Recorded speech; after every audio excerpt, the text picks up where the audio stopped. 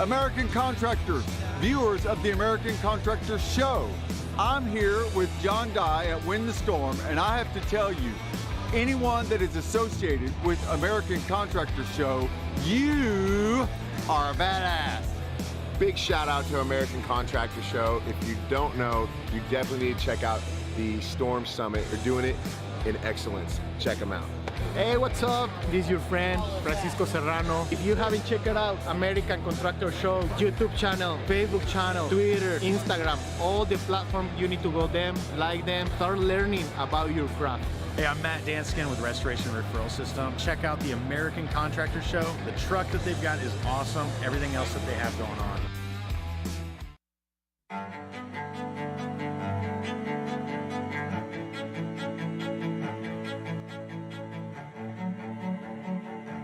This is Larry Bache with the Northern Law Group, helping policyholders for more than 30 years. If you have a claim or your client has a claim that needs help, please feel free to call the Northern Law Group because we are the true policyholder advocate.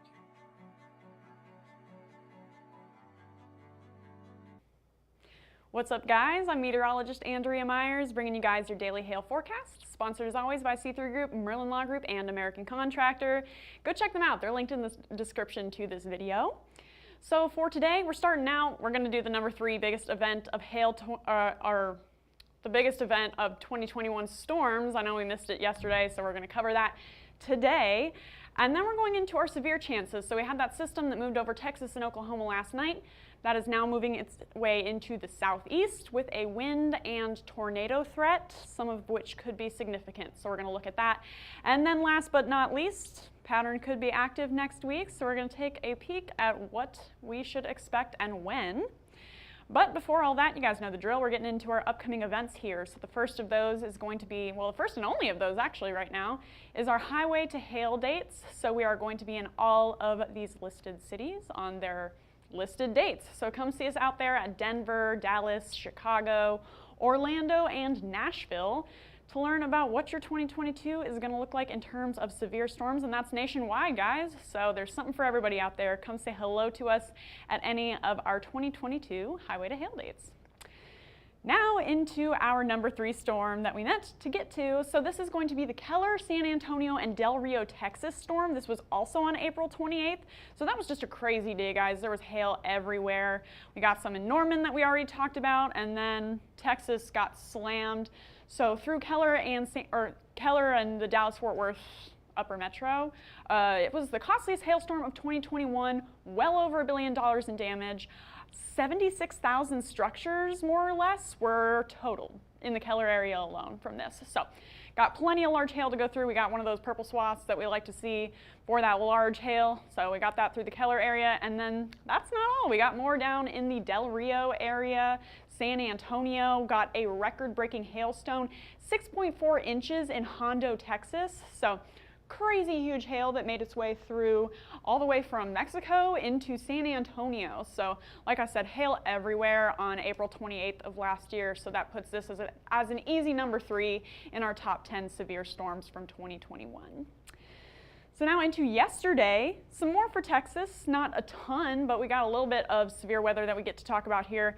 That occurred yesterday. So here's what we have for our storm reports. We had a few severe wind gusts come in through the West Texas area. Not a ton, it was pretty scattered yesterday. And then these hail reports are sub-severe, but we did get a couple of hail reports that came in just southeast of Wichita Falls, northwest of the Dallas-Fort Worth area, and then a couple more of severe wind reports through southern Oklahoma. So pretty scattered wind, not really a ton of hail to speak of into yesterday, but things are starting to ramp up a little bit into today as we move into the southeast. We got a little more instability out there, so we're going to take a look at what we could expect.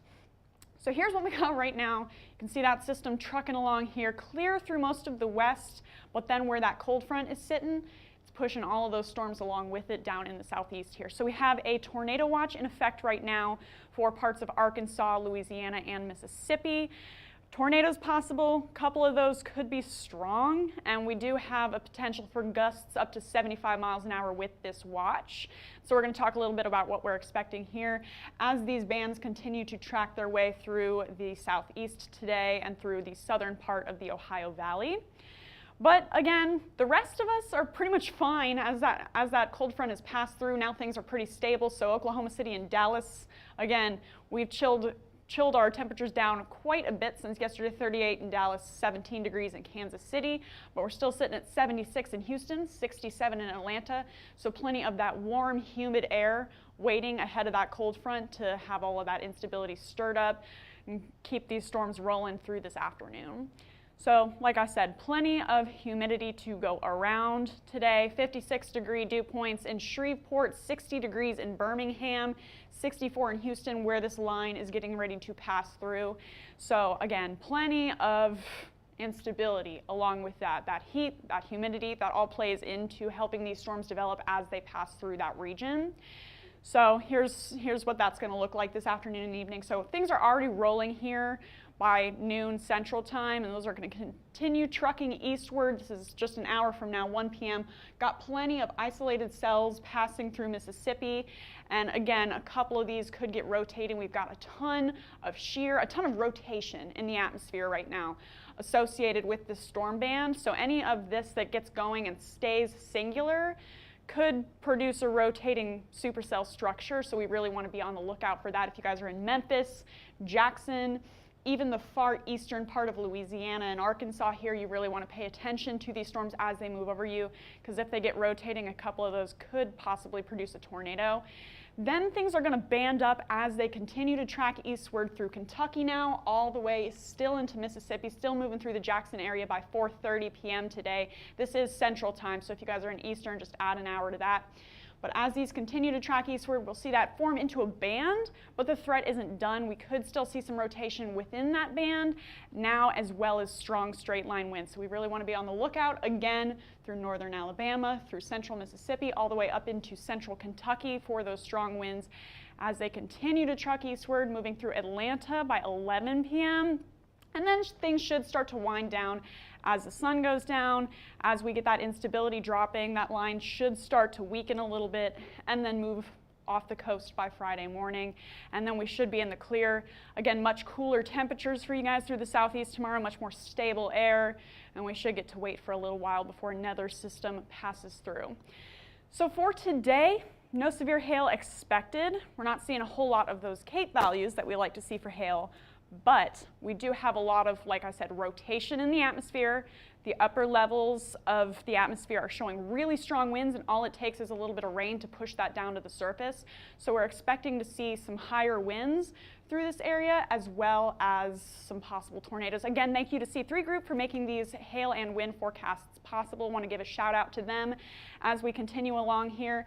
But let's zoom in now to our hatched area, because I want to tell you guys a little bit of the details about what to expect here. So if you guys are in Memphis, Jackson, any of the area really through central and northern Mississippi, all the way into far western Alabama, this is where we're likeliest to see some rotation with those storms. We could see a couple of tornadoes produced through there as that continues to track eastward. This is the most unstable area of the southeast right now as that cold front pushes through. So if we do have a chance of seeing any tornadic activity, here it is through that hatched area, as well as strong winds.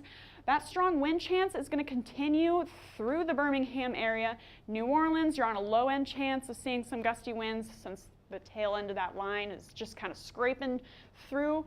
But Birmingham, it's going to pass over you guys, so you could see some stronger winds this afternoon and evening. And then shifting up to the northeast through Nashville, through Louisville, Atlanta, Charlotte. Again, strong winds for you guys particularly. We could still see some rotation. Tornadoes are still not out of the question. So again, we want to stay very focused on those storms as they pass over. Stay tuned to your weather today, but Nashville, Birmingham, moderate chance for you guys to see some damaging wind gusts. And then again, things should start to taper off once we move off to the east. So definitely something we want to stay paying attention to today if you guys are anywhere through the southern Mississippi Valley or the southeast. And then like we talked about, once that moves off the coast on Friday, we'll have cool, stable air pretty much across the country, so no severe hail expected for tomorrow. But this is what we're going to look at for the next few days here. So this is that system that we're seeing right now. That's going to continue to track off of the east coast. So here it is by noon on Friday. There goes our storm system, and then there's all that nice, cool Arctic air that's just sitting over the central U.S. waiting to pull in the next low pressure system out ahead of it. And we're going to be waiting for a few days here. Should have a clearer weekend, maybe some scattered showers here or there, but nothing really severe expected until we get into Monday.